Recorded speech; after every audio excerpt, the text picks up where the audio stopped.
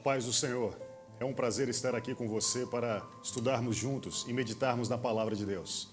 Eu convido você a abrir a sua Bíblia no Evangelho segundo escreveu Mateus, capítulo de número 25. Nós vamos ler a partir do versículo de número 31. Mateus, capítulo de número 25, a partir do versículo de número 31. Leia na sua Bíblia, em nome de Jesus. Quando o Filho do Homem vier em sua glória, com todos os anjos, ele se assentará em seu trono na glória celestial. Todas as nações serão reunidas diante dele, e ele separará umas das outras, como o pastor separa as ovelhas dos bodes. E colocará as ovelhas à sua direita, e os bodes à sua esquerda. Então o rei dirá aos que estiverem à sua direita: venham benditos de meu Pai, recebam como herança o reino que foi preparado para vocês desde a criação do mundo. Pois eu tive fome, e vocês me deram de comer. Eu tive sede, e vocês me deram de beber. Fui estrangeiro, e vocês me acolheram. Necessitei de roupas, e vocês me vestiram. Estive enfermo, e vocês cuidaram de mim. Estive preso, e vocês me visitaram. Então os justos lhe responderão: Senhor, quando te vimos com fome e te demos de comer? Ou com sede e te demos de beber? Quando te vimos como estrangeiro e te acolhemos? Ou necessitados de roupas e te vestimos? Quando te vimos enfermo ou preso e fomos te visitar? O rei responderá: digo a verdade, o que vocês fizeram a algum dos meus menores irmãos, a mim o fizeram. Então ele dirá aos que estiverem à sua esquerda: malditos, apartem-se de mim para o fogo eterno, preparado para o diabo e seus anjos. Pois eu tive fome, e vocês não me deram de comer. Eu tive sede, e nada me deram para beber. Fui estrangeiro, e vocês não me acolheram. Necessitei de roupas, e vocês não me vestiram. Estive enfermo e preso, e vocês não me visitaram. Eles também responderão: Senhor, quando te vimos com fome ou com sede, ou estrangeiro, ou necessitado de roupas, ou enfermo, ou preso, e não te ajudamos? Ele responderá: digo a verdade, o que vocês deixaram de fazer a algum destes meus pequeninos, também a mim deixaram de fazer. E estes irão para o castigo eterno, mas os justos para a vida eterna. Eu quero meditar com você neste dia sobre o tema compaixão nos sofrimentos, uma marca da Igreja de Cristo. Compaixão nos sofrimentos, uma marca da Igreja de Cristo. A Igreja de Jesus possui muitas marcas que a caracterizam. É uma igreja da oração. É uma igreja da palavra. É uma igreja da pregação. É uma igreja dos dons. Mas se tem uma marca fundamental da Igreja de Cristo, é que ela é uma igreja compassiva com o sofrimento das pessoas. É uma igreja cheia de compaixão com o sofrimento dos irmãos. É uma igreja que não deixa de ajudar. É uma igreja que não se omite nas dificuldades dos irmãos. E essa marca, compaixão dos irmãos no sofrimento, nossa marca da Igreja de Cristo, ela é tão importante que na sua segunda vinda, no segundo advento de Jesus, no seu glorioso retorno, quando vier como juiz para julgar, Jesus julgará segundo a compaixão entre os irmãos. Nós estamos diante aqui de uma profecia que o Senhor Jesus proferiu, proclamou, quando estava ensinando os seus discípulos. À altura de Mateus, capítulo de número 24, versículo 1, 2 e 3, Jesus e os seus discípulos estão saindo do templo. Os discípulos estão admirados com o templo, com a estrutura, com a arquitetura. Eles se voltam para Jesus e dizem: Senhor, veja esses prédios, veja essa arquitetura. E Jesus diz para ele: não fiquem impressionados com isso. Não fiquem impressionados com a arquitetura do templo. escutem o que eu vou dizer para vocês. Em algum momento, em algum tempo, aqui não sobrará pedra sobre pedra. Então, assustados com o que eles estão ouvindo, eles dizem: quando isto acontecerá? E Jesus então começa a prever o futuro, a proferir uma profecia. E no capítulo de número 25, ele apresenta várias delas e termina com esta profecia. Esta profecia ficou conhecida como o julgamento das nações. É uma visão do futuro. Esse julgamento vai acontecer no fim da grande tribulação.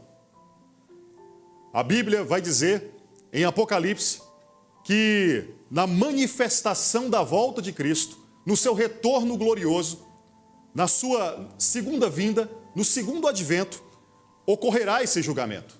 Esse julgamento vai ocorrer entre a batalha do Armagedon e o governo milenial de Cristo. Neste momento, a igreja do Senhor já terá sido arrebatada, não estará mais neste mundo. A Bíblia ensina que aqueles que estiverem mortos em Cristo, morreram em Cristo, crentes no Evangelho, crentes na salvação do Senhor, e aqueles que estiverem vivos no momento do arrebatamento serão levados aos céus. Os mortos ressuscitarão. Os vivos serão raptados, serão levados, trasladados aos céus. E ambos receberão um novo corpo, um corpo glorioso, e estarão na presença de Deus, do Senhor Jesus do céu, no tribunal de Cristo, para receber as suas bênçãos, os seus galardões. A partir deste evento glorioso, tem início um período de 7 anos. Nesse período de 7 anos, ocorrerá as bodas do Cordeiro. A igreja se casará com Cristo nos céus. Na terra, ocorrerá uma grande tribulação. O falso profeta e o anticristo estarão trabalhando nesta grande tribulação. Levantarão exércitos das nações para atacar o exército de Israel. Ocorrerá ali a batalha do Armagedon.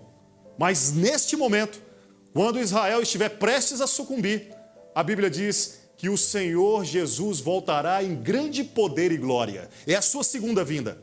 Ele se manifestará, a trombeta soará e o Senhor aparecerá para pôr um fim ao reinado, para pôr um fim ao império do anticristo.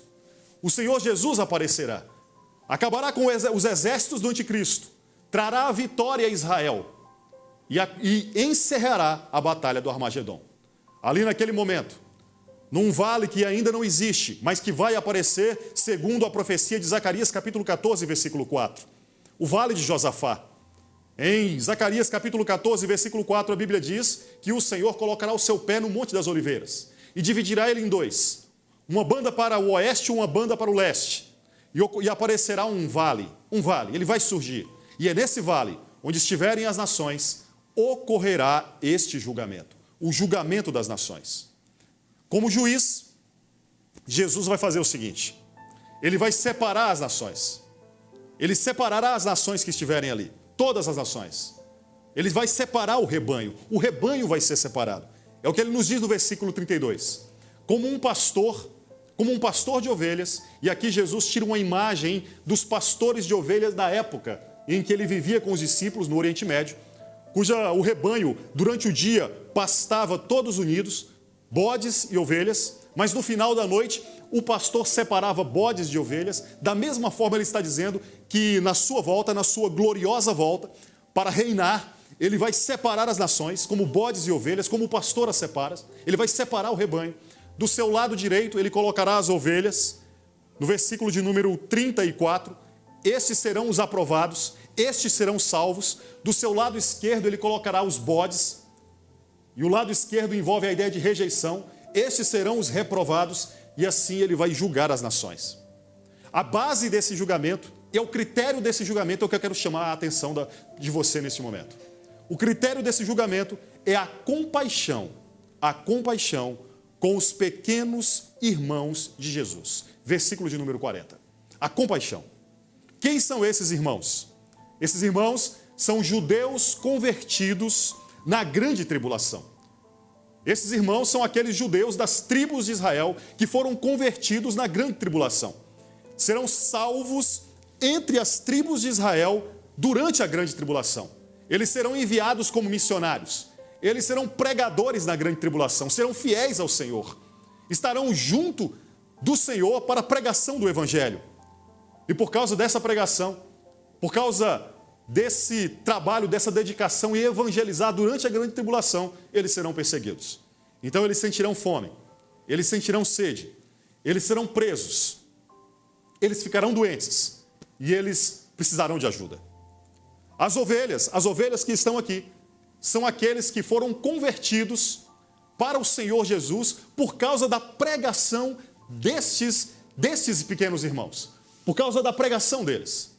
Essas ovelhas que ajudaram, que levaram roupa, que visitaram na prisão, que cuidaram nas doenças, elas são gentios, são pessoas das nações não judeus que se converteram na grande tribulação por causa da pregação destes irmãos fiéis, judeus, que se converteram a Cristo e pregaram durante a tribulação. É eles que vão levar comida, é eles que vão levar água, é eles que vão levar cuidado, visitas e roupas. Os bodes não terão compaixão. Os bodes, em primeiro lugar, não se converterão a Cristo pela pregação dos judeus convertidos na grande tribulação. Os bodes receberão a marca na testa. Os bodes receberão a marca nas suas mãos. Eles não se converterão ao Senhor. Embora os bodes estejam ali na grande tribulação, embora tenham ouvido a pregação do Evangelho, esses bodes, eles pensam que são crentes.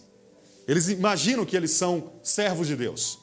Veja a maneira como eles respondem no versículo 44, quando Jesus fala com eles. Eles dizem, Senhor. Eles sabem o nome de Cristo, eles sabem o nome de Deus, eles conhecem a Deus, mas eles não são convertidos, eles não são regenerados. Eles ficam surpresos por não terem ajudado Jesus. Jesus diz que eles não o ajudaram, que não viram ele na prisão, que não viram ele sem roupas, que não viram ele doente. Eles dizem, como, Senhor? É como se eles dissessem, como nós, se tivéssemos visto o Senhor, nós teríamos ajudado. Nós teríamos levado roupas, nós teríamos visitado. Eles sabem o que deveriam fazer, mas eles não fazem. Eles são religiosos, eles conhecem o nome do Senhor, eles sabem que deveriam ajudar ao Senhor, mas eles não tiveram compaixão com aqueles que precisavam. Eles são religiosos, eles não são regenerados. Sabe, queridos, essa profecia, ela é aplicável à igreja hoje. Ela não se dirige diretamente à igreja, porque neste momento a igreja já terá sido arrebatada. Porém, os mesmos critérios que Deus vai usar para este juízo, para este julgamento, é o mesmo critério com que Deus avalia a sua igreja hoje. É o mesmo critério. Porque Deus é o mesmo ontem, hoje e sempre. E o mesmo Deus do futuro, o Deus que julgará as nações, é o mesmo Deus que está aqui hoje, falando com você, através da sua palavra. E o mesmo critério, os mesmos valores estão aqui para nos orientar, para falar conosco. Sabe, a compaixão entre os irmãos é um valor que Deus deseja preservar na sua igreja. E é um valor que Deus exorta a igreja a ter nestes dias. A compaixão entre irmãos na igreja, ela revela a nossa condição espiritual. A compaixão entre os irmãos na igreja, em seus sofrimentos, revela a condição espiritual da igreja. Eu quero chamar a sua atenção para esse momento. O que é compaixão? Compaixão é não ser omisso nas dificuldades dos irmãos da igreja. Compaixão é não ser negligente nos problemas e dificuldades que os irmãos da igreja passam.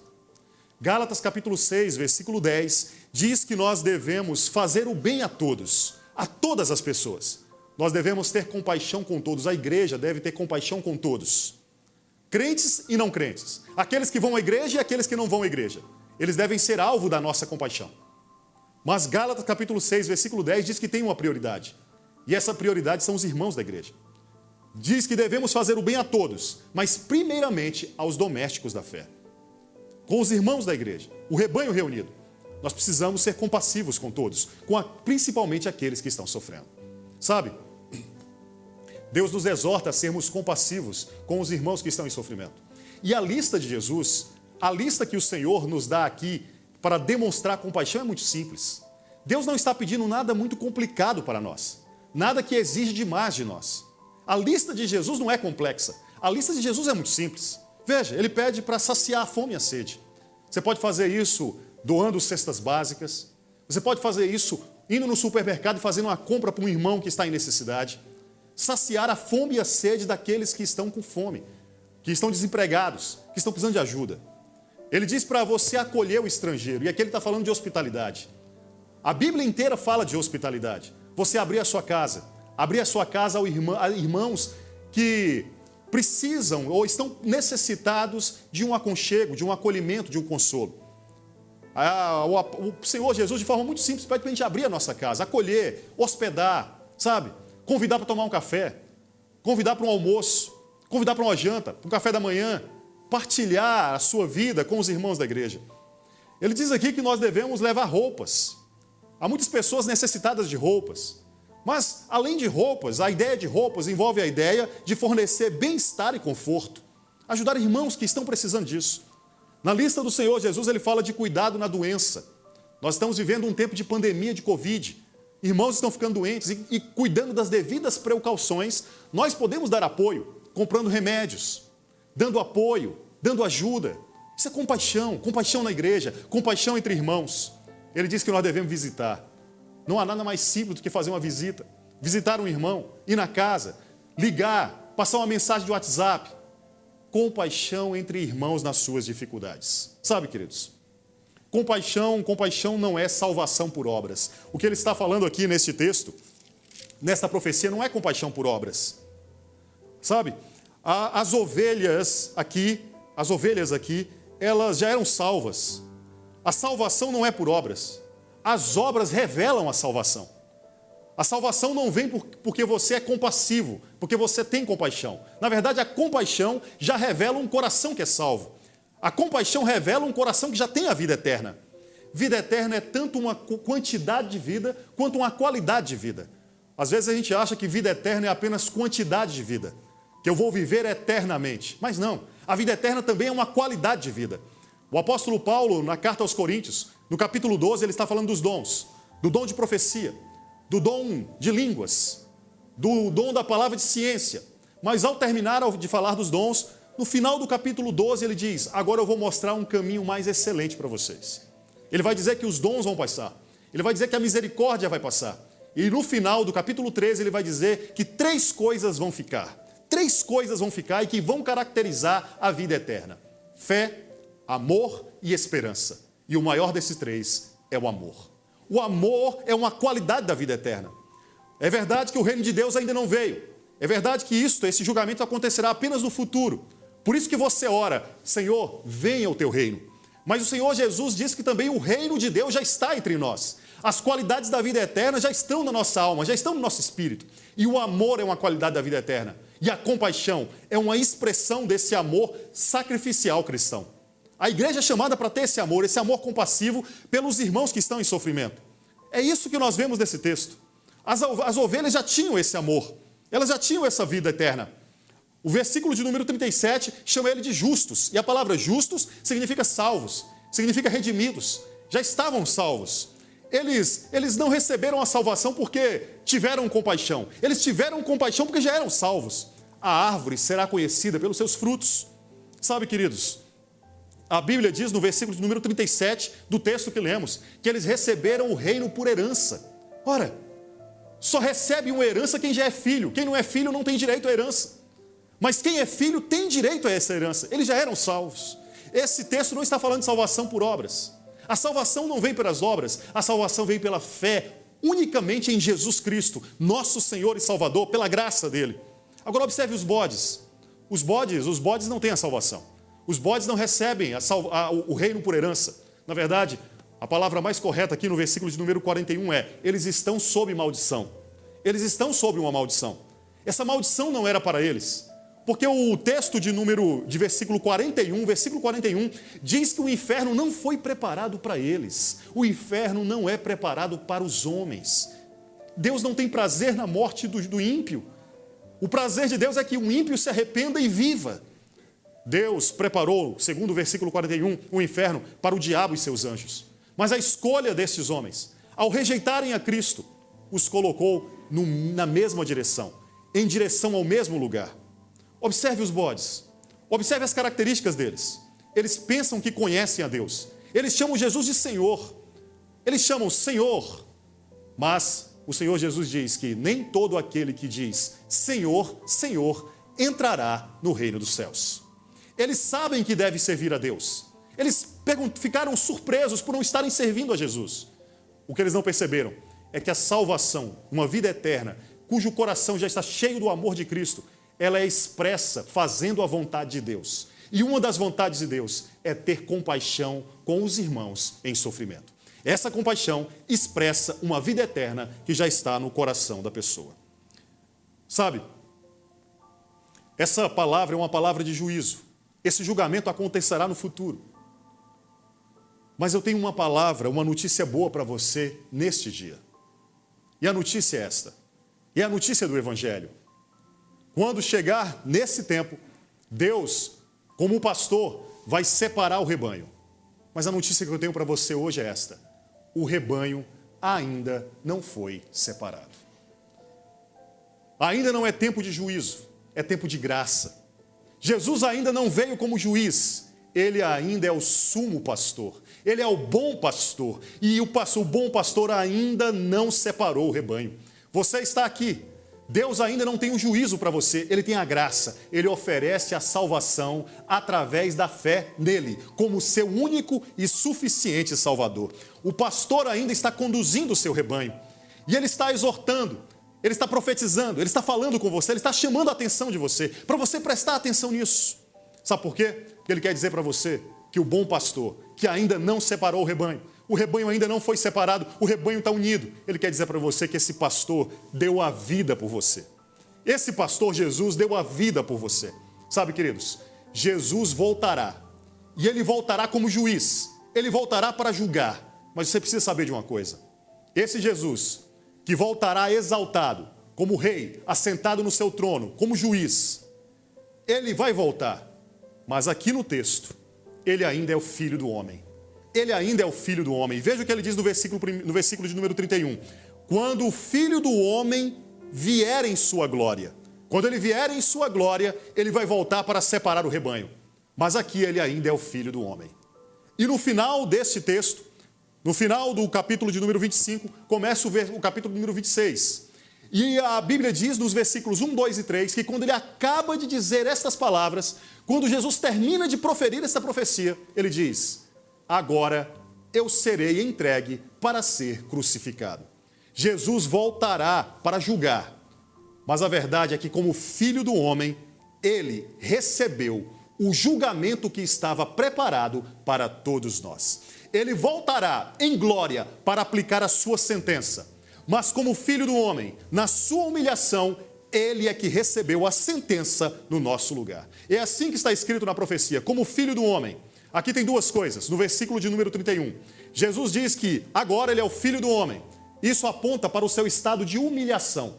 E ele diz que voltará em glória. Ele voltará como rei, como juiz. Aponta para o seu estado de exaltação. Jesus, na sua primeira vinda, ele veio no seu estado humilhado. Ele deixou sua coroa. Ele deixou suas vestes reais. Ele deixou seu trono. Ele deixou sua glória. E ele veio pobre, humilde. Viveu entre nós, pregou o Evangelho, morreu a nossa morte, ele levou a nossa culpa, ele recebeu a sentença que estava preparada para nós. A sentença por causa do pecado que era para nós, ele a recebeu, ele foi julgado no nosso lugar. Sabe, queridos, ele veio em humilhação. Mas ele diz aqui que ele voltará, a sua segunda vinda, e ele não vai voltar humilhado. Porque Deus, depois da sua morte, o ressuscitou e o fez assentar num lugar sobremaneira elevado, colocou à sua direita. Colocou ele exaltado, e é assim que ele vai voltar, exaltado, como rei em glória, como juiz, para julgar e pôr um fim a toda a injustiça na terra. Sabe, queridos, a profecia de Jesus quer falar aqui, que na cruz, Jesus, o Senhor, recebeu a nossa sentença. A sentença de condenação que estava destinada a nós. Ele pagou a nossa culpa. Sabe por quê? Porque agora, se você crer nele, se você tiver fé nele, esta condenação não te atingirá. Essa condenação não será para você. Se você aceitar Jesus como seu Senhor e Salvador, você não estará debaixo de condenação. Não haverá mais sentença. A dívida terá sido paga. Se você aceitar Jesus como Senhor e Salvador, Jesus lhe dará o Espírito Santo. E o Espírito Santo vai fazer de você uma ovelha.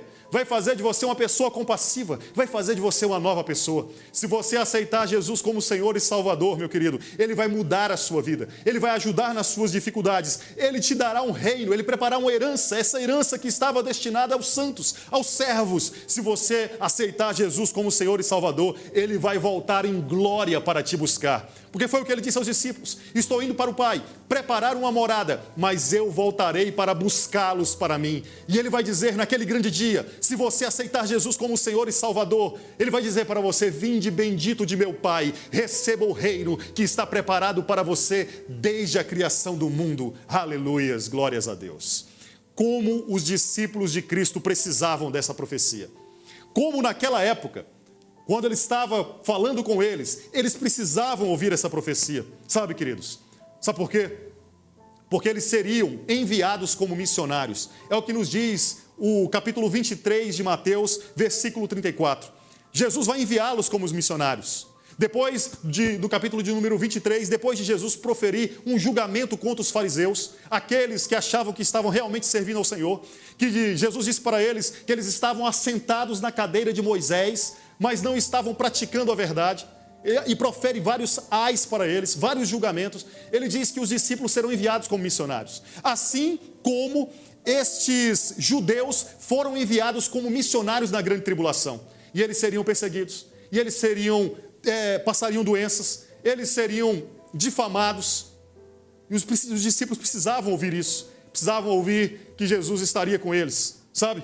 Eles precisavam ouvir, porque eles, mesmo sendo perseguidos, eles ainda teriam que ter compaixão por aqueles que perseguiam eles. Jesus iria enviá-los, mas eles seriam perseguidos. Eles precisavam ouvir essa profecia. Sabe por quê? Porque eles precisavam ouvir uma profecia de que o seu rei, o seu Deus Todo-Poderoso, se humilhou na forma humana, abriu mão do seu reino, abriu mão da sua coroa e veio se apresentar como Salvador. O que é isso? Isso é compaixão, isso é amor. Jesus estava dando uma prova de amor. Jesus não só fala, Ele faz, Ele demonstra amor em prática. E eles precisavam ver isso, porque eles precisavam imitar o seu mestre, eles precisavam imitar o seu Senhor, eles precisavam também deixar as suas casas, as suas vidas e se dedicarem à obra de missionários, se humilharem na presença de Deus, mas sabendo que os humilhados serão exaltados. Eles precisavam ouvir que esse rei se humilhou, mas que no devido momento Deus o exaltaria e ele veria com grande poder e glória para fazer justiça. Eles precisavam ouvir isso, e nós também precisamos ouvir. A igreja do Senhor precisa dessa profecia hoje.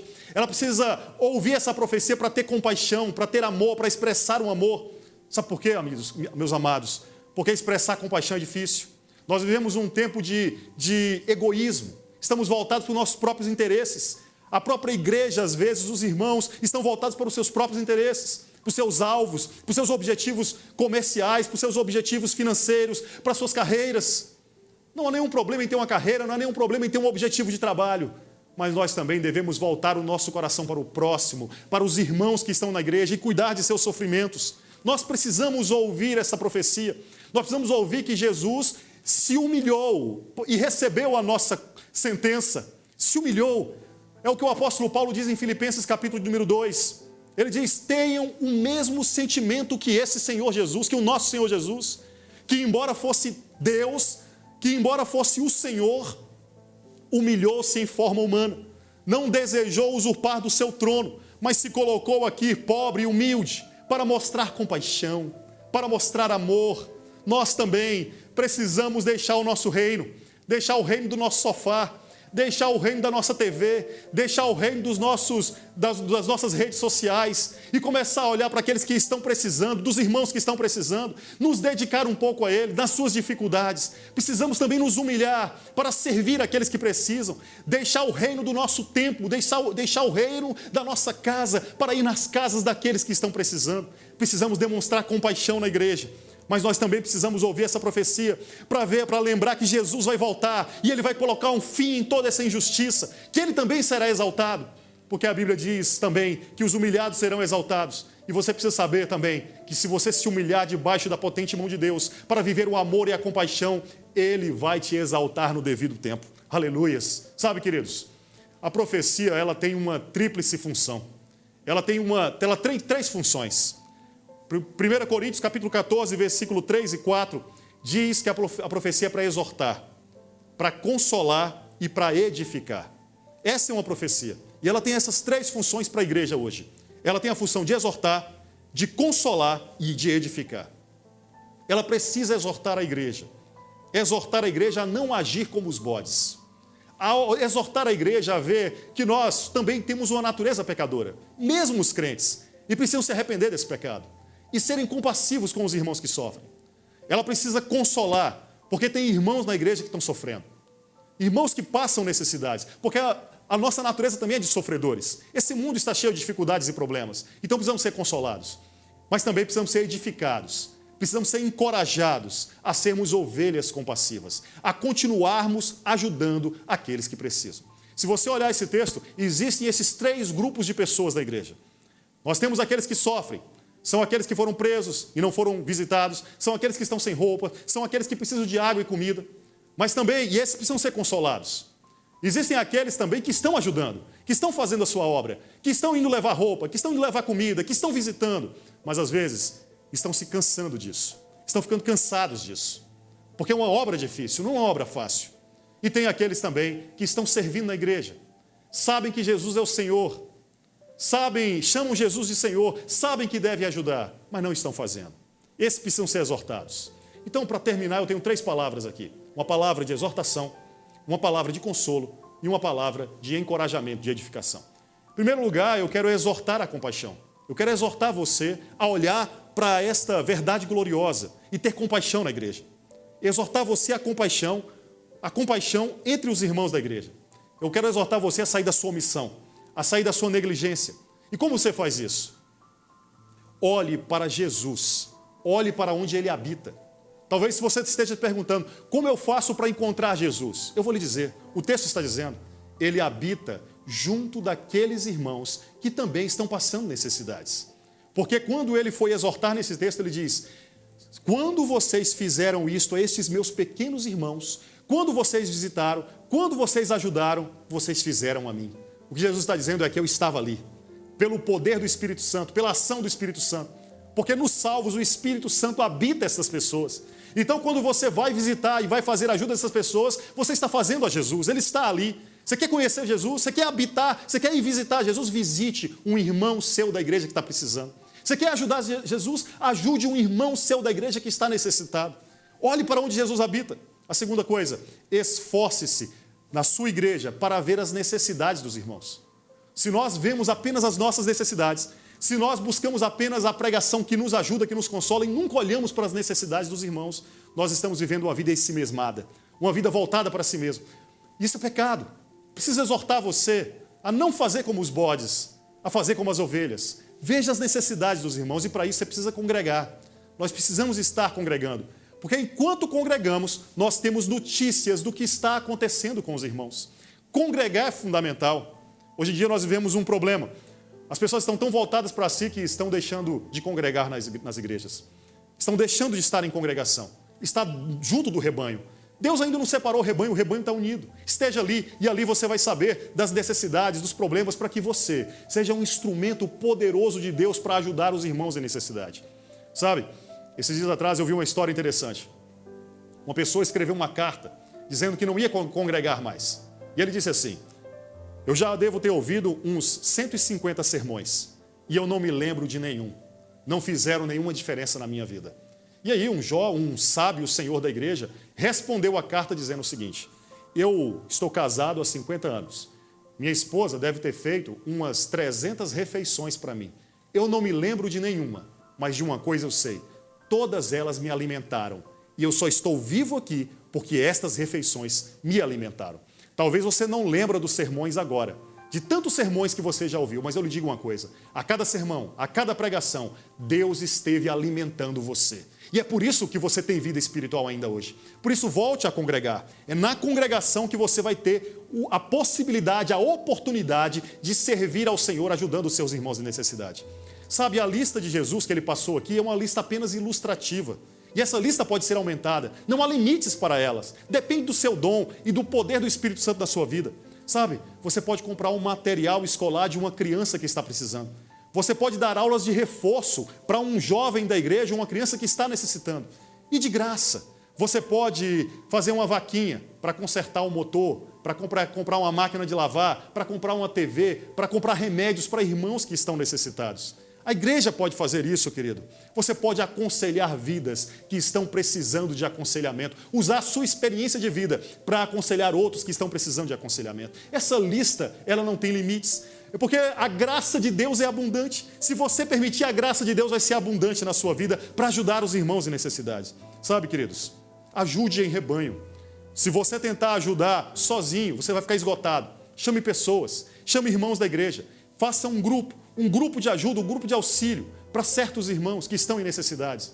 Faça isso, sabe, queridos, além disso ser uma obra de Deus, ter compaixão com os irmãos da igreja, além de ser uma obra de Deus, a compaixão ajuda a nós mesmos, nos tira do nosso ensimesmamento, nos tira do nosso egoísmo e nos leva a compartilhar a graça de Deus em nossas vidas. Sabe, um dos fatores ou um dos indicativos de uma pessoa que está emocionalmente fraca, está em depressão, é que ela está voltada demais para si mesma. Uma das maneiras de você curar a sua vida emocional é você se voltar para o próximo. Isso é saúde para a sua vida. Levar saúde para os outros é saúde para você mesmo. Faça isso, é uma exortação a você. Mas eu quero fazer também aqui, trazer uma palavra de consolo. Porque tem irmãos que estão sofrendo. E aqui no texto haviam irmãos que estavam sofrendo. Não haviam só aqueles que estavam agindo como bodes. Haviam aqueles que não estavam sendo visitados. Haviam aqueles que não estavam recebendo roupa. Nós passamos sofrimento. E talvez você está passando um sofrimento. E eu tenho uma palavra de consolo para você. E a palavra que eu quero começar a dizer para você é esta. Você não está sozinho. Talvez no sofrimento você ache que está sozinho. Mas você não está. E eu vou dizer uma coisa para você. Jesus está aí com você. Ele disse aqui. Porque quando ele diz assim, se você for levar a roupa para eles, se você for ajudar eles, vai dizer que estava fazendo para o próprio Cristo. Ele está dizendo, eu estou com eles. Preste atenção o que Jesus diz para o apóstolo Paulo. O apóstolo Paulo estava perseguindo a igreja. Jesus aparece para ele. E Jesus diz assim, Paulo, por que me persegues? Jesus não disse, Paulo, por que persegues a igreja? Não, ele diz, por que tu me persegues? E ele vai dizer, ao perseguir os meus filhos, ao perseguir a minha igreja, estarás perseguindo a mim. O que Jesus está dizendo é, o que os meus filhos sentem, eu sinto. O que acontece com meus filhos, acontece comigo, Paulo. E é a mesma coisa que Jesus está dizendo aqui, eu sinto o que eles passam, eu estou com eles. Saiba disso, querido, Jesus está com você nas suas dificuldades. Deixa eu dizer uma coisa para você, quem está com você é maior do que todos, é maior do que todos. Em 2 Reis, capítulo 6, a Bíblia diz que Eliseu estava cercado por um exército do rei da Síria. O seu discípulo foi levantar de manhã, abriu a janela, foi escovar os dentes, abriu a janela e viu que estava cercado e eles seriam destruídos ali. Mas então ele chama Eliseu e Eliseu chega a ele e fala assim, acalme-se, olhe direito. E ele faz uma oração e pede para que os olhos do seu servo se abram. Quando os olhos do servo se abrem, ele vê que existe um exército de Deus, acima do exército dos homens, que produz cegueira naquele exército e lhes dá a vitória no nome de Jesus. Sabe o que você precisa fazer hoje? É abrir os seus olhos espirituais. Eu não sei em que dificuldade você está, eu não sei em que problema você está. Abra os seus olhos e você vai ver a graça e a glória de Deus na sua vida. Sabe, meu amado? Jesus, Ele sabe o que você sente, Ele sabe o que você passa, Ele está com você. Sabe, ele sentiu sede e não foi saciado. Ele não recebeu roupas, rasgaram as roupas dele. Ele foi ferido e não recebeu cuidados. Ele passou por tudo que passaram aqui. Ele sabe o que você passa e ele sabe como tratar as suas feridas. Sabe, a Bíblia diz que nós devemos aprender a participar das dores de Cristo. Não se deixe levar pela depressão, erga-se dela e saiba que o teu Deus também sofreu. Ele também passou por isso. Ele também passou por isso, partilhe do sofrimento e você vai sentir o poder de Deus agindo dentro do seu coração. E não se esqueça de uma coisa, de uma verdade. Deus sempre enviará alguém, um servo dele, para abençoar a sua vida. Sabe, eu tenho uma palavra profética para você. Quando menos você esperar, o seu telefone vai tocar, a sua porta vai bater e o Senhor estará levando uma ajuda através dos servos da igreja. E por fim eu tenho uma palavra para edificar. Porque tem ovelhas que estão ajudando os outros. Embora tenham muitos que não estão fazendo isso, não estejam compassivos, há ovelhas que estão realmente sendo compassivas. Mas às vezes essa obra cansa. Às vezes essa obra, ela deixa você exausto. Eu quero exortar você. Coragem. coragem, continua ajudando, continua levando cesta básica, continua levando a palavra do Evangelho, continua buscando um emprego para aquele que não tem, continua levando roupa para aquele que não tem, continua ajudando aqueles que precisam. Coragem, não se deixe cansar. Gálatas capítulo número 6, versículo 9 diz, não se canse de fazer o bem. Não se canse de fazer o bem. Às vezes você acha que está cansado da obra. Não, você não está cansado da obra, você está cansado na obra. Por isso continue indo e o Senhor vai renovar as suas forças. Não se canse de fazer o bem, porque a seu tempo você vai colher os frutos do seu trabalho. Louvado seja o nome do Senhor. Reavive o seu dom, reavive o seu dom. Mesmo que você esteja em anonimato, os céus estão vendo a obra que você está fazendo de compaixão em ajudar os irmãos. E eu tenho um convite a todos vocês. Seja você que não está realizando essa compaixão, seja você que está em sofrimento, seja você que está trabalhando, mas está cansado. Aqui no versículo de número 34, Deus vai fazer no dia do julgamento das nações, um convite. Vinde a mim, benditos de meu Pai. Mas ainda não é o dia desse julgamento. Nós não chegamos desse dia ainda. E em Mateus, neste mesmo livro, Jesus faz um outro convite para nós agora. E o convite é esse. Vinde. Mas não para agora para receber o reino. Vinde, todos os que estáis cansados e oprimidos, e eu vos aliviarei. Jesus trará descanso a você que sofre, trará descanso a você que está cansado, vai renovar as suas forças, vai ajudar você e vai lhe dar a vitória no nome de Jesus. Eu exorto a igreja nesses dias, compaixão entre irmãos no sofrimento, é uma marca da igreja de Cristo. Ore comigo em nome de Jesus. Bendito e eterno Deus, santo e amado, Pai, produz esta obra em nosso coração, a compaixão entre os irmãos no sofrimento. Abençoa os teus filhos, abençoa aqueles que estão em sofrimento, consola eles, abençoa aqueles que devem perseverar em continuar nesta obra, mas também abençoa aqueles como nós, como alguns de nós que estão em pecado, estão negligenciando esta obra, estão se omitindo. Exorta eles, leva eles a verem a beleza de servir ao Senhor, amando os irmãos, tendo compaixão com eles. Abençoa os teus filhos, abençoa as famílias, abençoe a todos que estão assistindo. Eu te agradeço por tudo, Senhor. Amém, glórias a Deus. Deus abençoe a sua vida, meu querido, em o nome de Jesus. Amém.